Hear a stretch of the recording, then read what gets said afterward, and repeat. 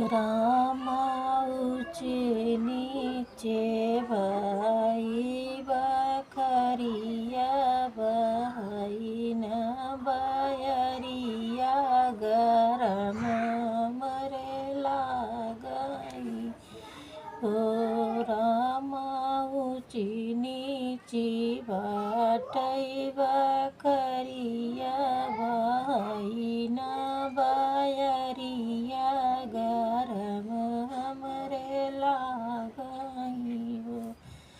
राजा एक बेरी बेनिया डोलाउत गरम बहुला गई गरम बहुला गई हो।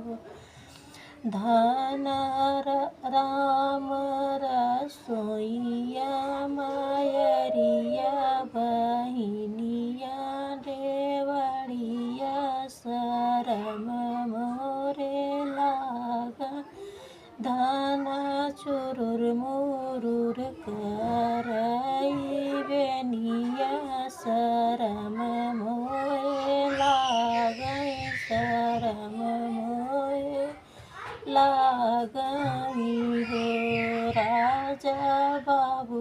राजा पापा जी के आई बिटिया बाई मम्मी के रानियवाई मम्मी के रानियवाई हो। राजा लैले बई हम तो कुलवाई लई नहीं दे बई हवा नहीं ले दे बई हो। धना हम हई पापा के बेटा ही मम्मी के लालन वाई मम्मी के लालन वाई हो। सखिया घर में न धरब गोड़वा तू कैसे नी करबीऊ कैसे नी करबीऊ हो। पापा मोरे भेजी है नौकरवाही मम्मी चाकरवाई हो।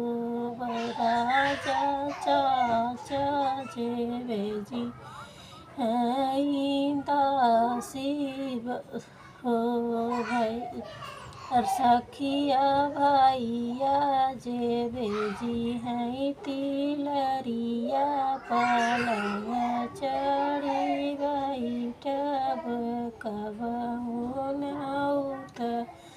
रब हम से नौकर सेवा करी